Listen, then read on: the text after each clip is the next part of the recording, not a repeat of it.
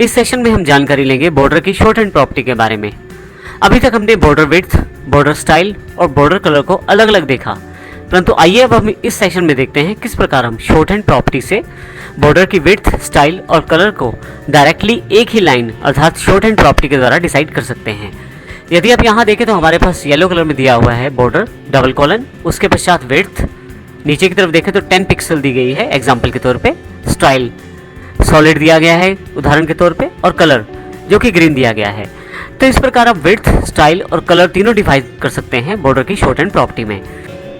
यहाँ मेरे पास final border dot HTML के नाम से फाइल अवेलेबल है। सबसे पहले मैं इसे खोल लेता हूँ। आप देखेंगे कि यहाँ पे बॉर्डर दिया गया है। आइए हम इसको कोडिंग के द्वारा समझते हैं CSS की कोडिंग के साथ। Edit with notepad plus plus के साथ इसे मैं खोल लेता हूँ। यहाँ पे मेरे पास डॉट डिव के नाम से एक क्लास अवेलेबल है जिसमें काफ़ी सारी बॉर्डर प्रॉपर्टीज, जिनमें काफ़ी सारी हम पहले से प्रयोग कर चुके हैं, उनकी जानकारी दी गई है। हम इनको थोड़ी देर में बारी बारी से समझेंगे, परंतु अभी सबसे पहले हम यहाँ लास्ट में बॉर्डर 10 पिक्सल, सॉलिड और ग्रीन अर्थात विड्थ, स्टाइल और कलर की जानकारी शॉर्ट हैंड प्रॉपर्टी में दी गई है, इसके द्वारा देखते हैं। अब यदि यहाँ पे चले जाएं और रिफ्रेश करें पेज को तो आपके पास यहाँ पे वो सारी प्रॉपर्टीज इंप्लीमेंटेड दिखाई देती हैं। हमारे पास यहाँ पे 4 वैल्यूज को इनपुट दिया गया है।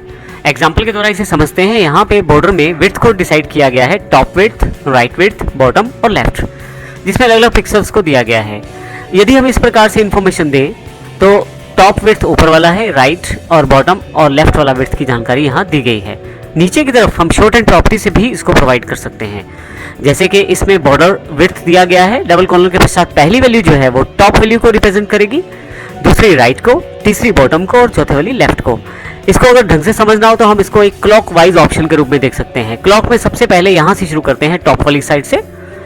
क्लॉक घूमते हुए 3 पर आ जाती है तो राइट, 6 पर आ जाती है तो बॉटम और 9 पर आ जाती है तो लेफ्ट। तो इस तरह से सीक्वेंस में टॉप, राइट, बॉटम और लेफ्ट का ऑप्शन यहाँ पे सिलेक्टेड होता है। आइए एग्जाम्पल में देखते हैं इसे 76.differentvalues.css के साथ। आइए सबसे पहले हम यहाँ पे differentvalue.html को ओपन कर लेते हैं, जो कि 76.differentvalue.css फोल्डर के अंतर्गत है। यहाँ पे हमारे पास काफी सारे एग्जाम्पल दिए गए हैं। सबसे पहले 4 वैल्यूज वाले एग्जाम्पल को हम समझेंगे। इसके लिए हम CSS कोडिंग को भी साथ में खोल लेते हैं नोटपैड प्लस प्लस में, और साथ में HTML फाइल को भी नोटपैड प्लस प्लस में खोल लेते हैं। यहाँ यदि आप देखें तो सबसे पहले मैंने एक पैराग्राफ टैग में 4 वैल्यूज डिफाइन किया है, फिर H1 को डिफाइन किया है यहाँ पे, जिसमें मैंने काफ़ी सारी वैल्यूज को 4 वैल्यू क्लास ऑप्शन दिया है। mystyle1.css में यदि आप जाएं तो डॉट 4 वैल्यू के नाम से एक क्लास है जिसमें बॉर्डर कलर सॉलिड दिया गया है, top colour red, right colour green, bottom different है और लेफ्ट कलर भी डिफरेंट है। यहाँ पे सबसे इंपॉर्टेंट बात यहाँ पे है, यदि आप बॉर्डर विड्थ की तरफ देखें तो हमने बॉर्डर विड्थ डिफाइन किया है अलग अलग वैल्यूज के साथ। पहली वैल्यू नीचे की तरफ कमेंट में देखें तो टॉप को रिप्रेजेंट करती है, दूसरी लेफ्ट को, 10 पिक्सल राइट को और 12 पिक्सल जो है वो बॉटम को रिप्रेजेंट करती है। यदि आप यहाँ पे देखें टॉप, राइट, बॉटम और लेफ्ट पे कलर भी अलग अलग है और जो साइज है बॉर्डर का वो भी अलग अलग है। तो यहाँ हमने 4 वैल्यूज के साथ ये ऑप्शन दिया है।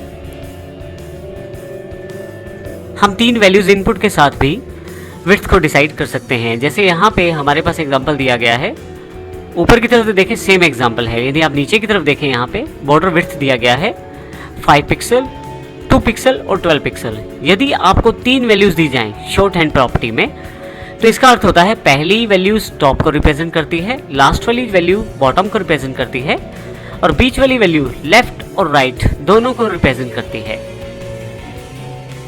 जैसे यहाँ पे 5 पिक्सल टॉप का मार्जिन डिसाइड किया गया है, बॉटम का 12 पिक्सल और 2 पिक्सल लेफ्ट का और 2 ही पिक्सल राइट का मार्जिन डिसाइड किया गया है।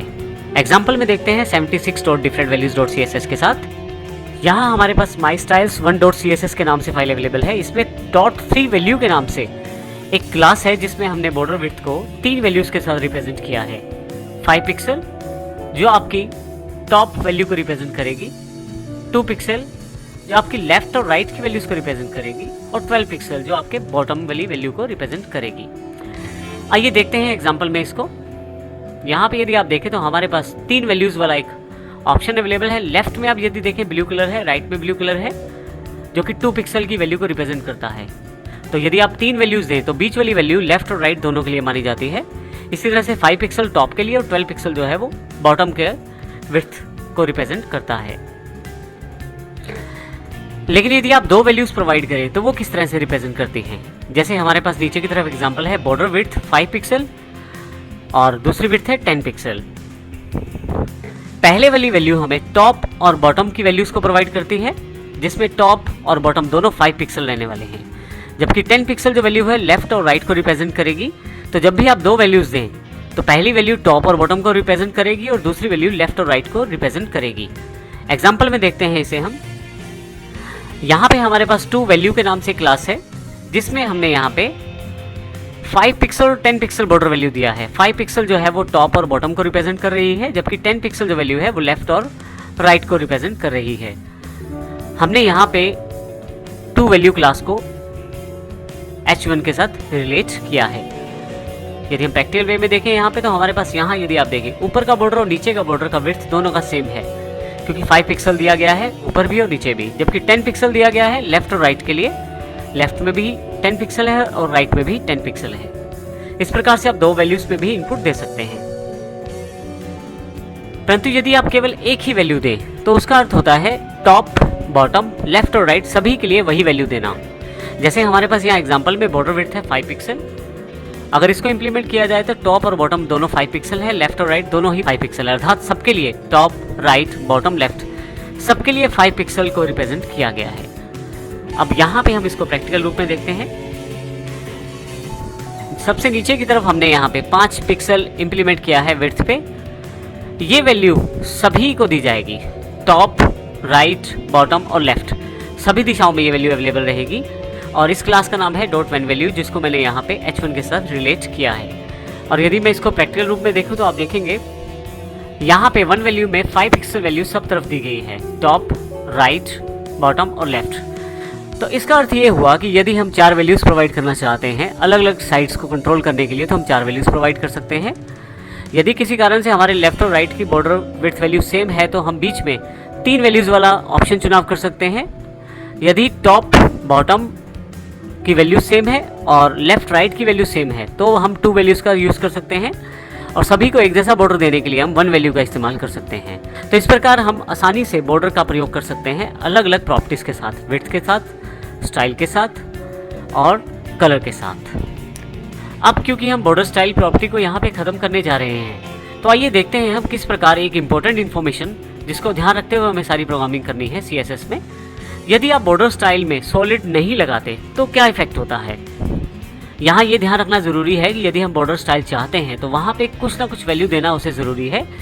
आप बॉर्डर स्टाइल प्रॉपर्टी का प्रयोग किए बिना बाकी प्रॉपर्टीज़ का प्रयोग नहीं कर पाएंगे, क्योंकि उसके साथ फिर बॉर्डर आपका वर्कआउट नहीं कर पाएगा। इसको समझने के लिए हम 76.differentvalues.css को देखते हैं। यहाँ मेरे पास एग्जाम्पल पहले से ही ओपन है और यहाँ क्लासेस में 4 वैल्यू क्लास सबसे पहले इसी का एग्जाम्पल प्रयोग करने वाला हूँ मैं यहाँ पे।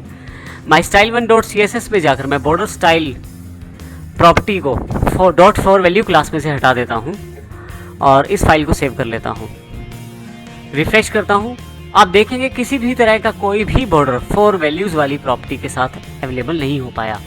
इसका अर्थ यह है कि जब आप बॉर्डर स्टाइल्स का प्रयोग करें तो ज़रूरी है, इसका अर्थ यह है कि यदि आप बॉर्डर्स का प्रयोग करें तो बॉर्डर स्टाइल प्रॉपर्टी को अवश्य डिफाइन करें। यदि आप डिफाइन नहीं करते हैं तो आपके पास बाकी प्रॉपर्टीज़ लगे होने के पश्चात भी, जैसे कि यहाँ हमारे पास बाकी प्रॉपर्टीज़ हैं, कलर है, विड्थ है, उसके पश्चात भी आपका बॉर्डर दिखाई नहीं देगा। तो इस प्रकार हम बॉर्डर्स का प्रयोग कर सकते हैं अपनी CSS में।